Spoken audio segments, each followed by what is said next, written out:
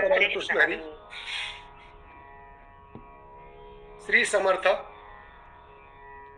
शुका सारिके पूर्ण वैराग्य जाचे, वशिष्ठा करी ज्ञान योगेश्वराचे, कवी वाल्मिका सारिका मान्य ऐसा, नमस्कार माझा सद्गुरु रामदासा. श्री समर्थ. आज मंगळवार, श्लोक क्रमांक 7.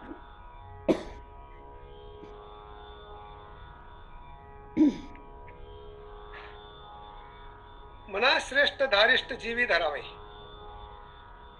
मना बोलणे नीच सोचित जावे,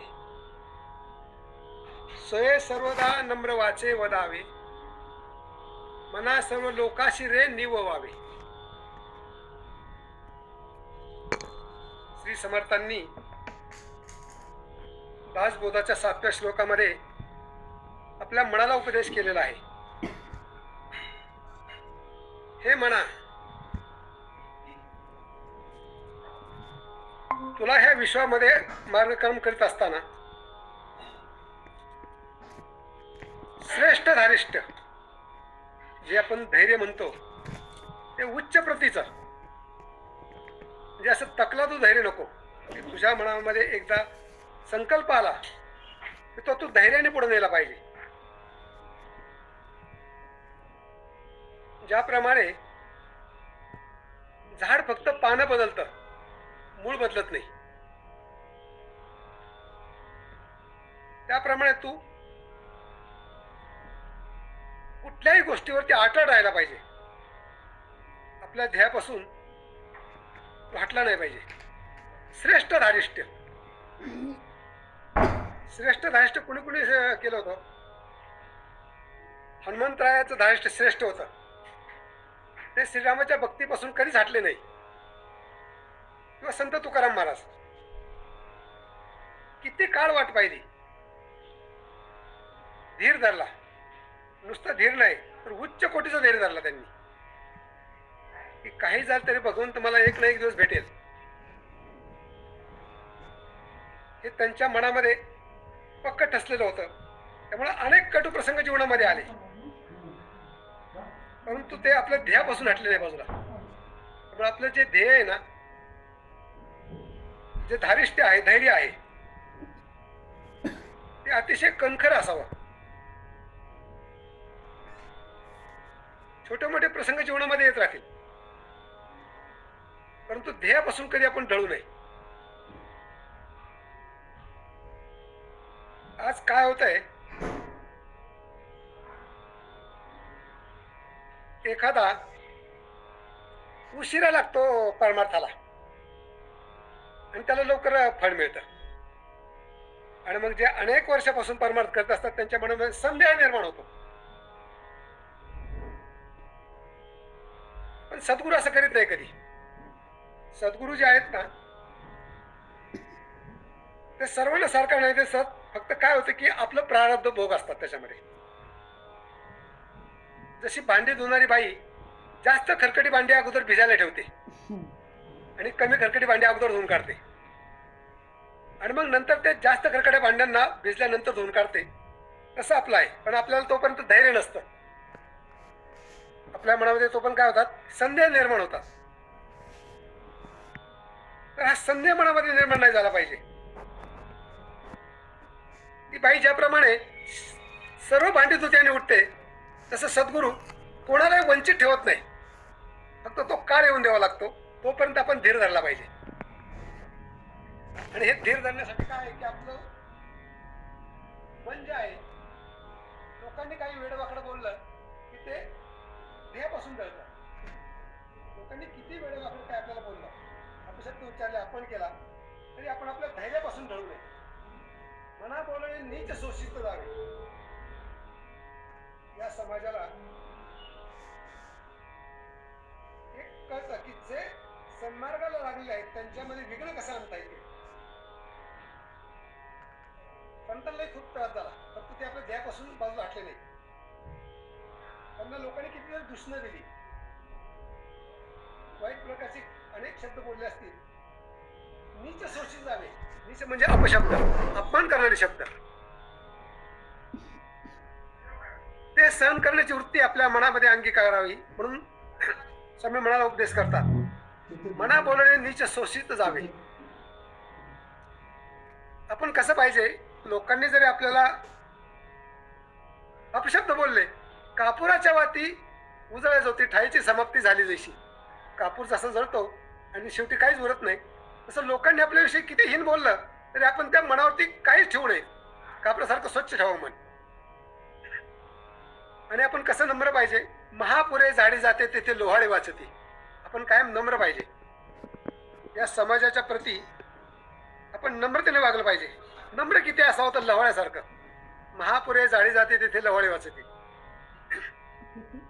महापुरामध्ये मोठमोठी झाडे वाहून जातात आणि लव्हाळेच का वाचतात, तर ते नम्र होतात. नम्र झाला भूता त्याने कोंडिले अनंता. तुम्ही एकदा नम्र झाला तर किती दुष्टातला दुष्ट मनुष्य जरी असेल ना, तरी एक दिवस त्याच्या हृदयाला पाझर फुटेल. आपण इतकं नम्र आहे. तुकाराम महाराजांच्या जीवनातला प्रसंग आहे. तुकाराम महाराजांना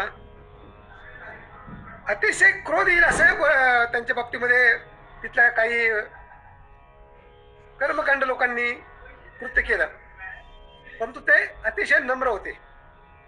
ज्या माणसांनी किंवा ज्या दुष्ट लोकांनी त्यांना त्यांच्या देहाला यातना दिल्या होत्या, तुकाराम महाराज कीर्तन झालं संध्याकाळी त्यांचे हातपाय छेपायला गेले. म्हणजे इतकं नम्र असावं. आपल्या मनामध्ये इतकी नम्रता येणं म्हणजे फार अवघड आहे, पण अशक्य नाहीये, सहज शक्य होऊ शकतं. आणि आपण एकदा नम्रवर राहिलो ना की सौजन्य निर्माण झालं पाहिजे आपल्यामध्ये. हरिविना सौजन्य नेणे काही. आणि आपल्याला किती लोकांनी काही वाईट बोललं तरी त्यांना आपण काय करावं, मना सर्व लोकाशिरे निववावे. त्यांना शांत करावं. कसं शांत करावं तर आपल्या वर्तनामधून नम्र वागून, नम्र वाचेने वधून त्यांच्याशी संवाद साधताना कायम आपण नम्र असावं. अहंकाराचा वारा न लागरा जसा माझ्या विसुदाचा भाव कशी. आपल्या मनामध्ये कधी अहंकार निर्माण होऊ देऊ नये. अहंकार माणसाला विनाशाकडे नेत असतो. अहंकार कोणाकोणाला झाला होता, रावणाला अहंकार झाला होता. त्याचा शेवट काय झाला आपण पाहिलं. अहंकाराने मनुष्य किती शक्तिवान असेल तर तो दुबळा होतो.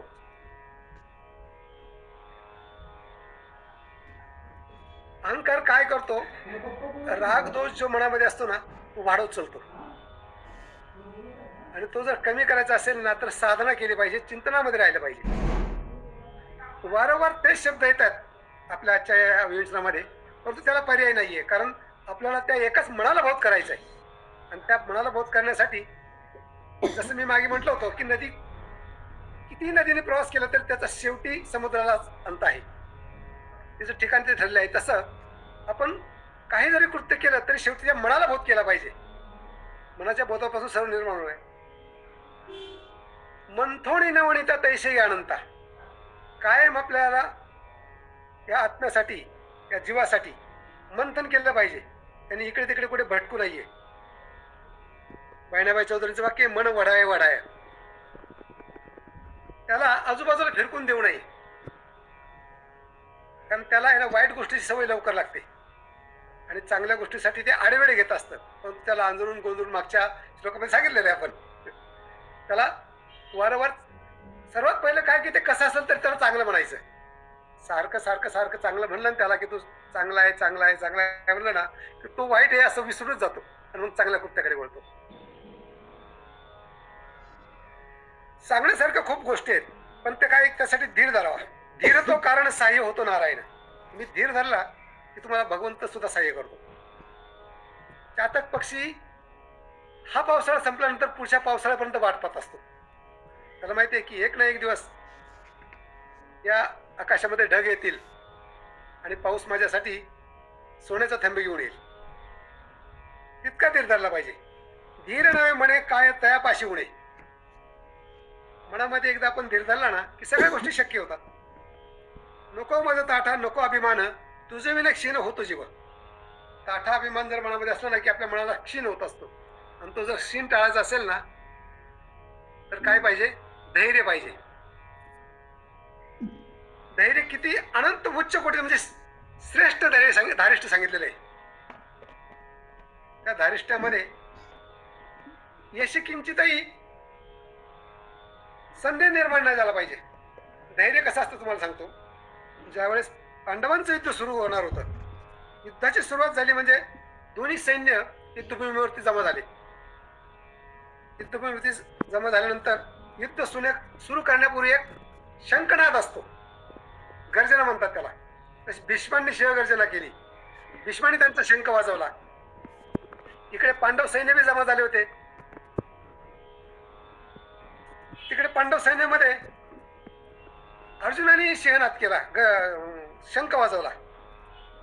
आणि याचा आवाज इतका दुमदुमला की धरतीलाच कंप पावली धरती. म्हणजे ब्रह्मांड कोसळतं का असं निर्माण झालं होतं. याच्यामध्ये जे कमी धैर्याची जे होती ना माणसं, ते थरथर कापू लागले. काही लोकांनी जीव सोडला. आणि जे खरे शूरवीर होते याच्यामध्ये ते युद्धाला सज्ज झाले, कारण त्यांच्यामध्ये धारिष्ट्य होतं. अशा प्रकारचं धारिष्ट्य आपण मनामध्ये निर्माण केलं पाहिजे. जीवन जगत असताना छोटे मोठे प्रसंग येत राहतील, त्यांनी डगमगून जायचं नाहीये आणि धैर्य ठेवून पुढे जायचं असतं. काय केलं म्हणजे आपल्या मनामध्ये चांगल्या प्रकारची वृत्ती निर्माण होईल. तर धैर्य ठेवा.